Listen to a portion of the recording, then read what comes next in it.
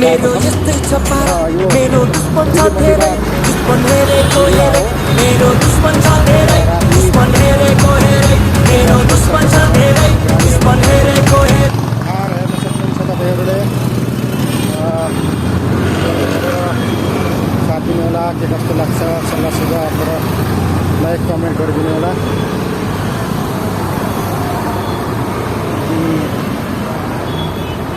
हेर्न सक्नुहुनेछ राति 10 बजे बाहिर सेयर गर्न निस्किरहेको छ र दिल्ली मोतीबाग भन्छ यहाँ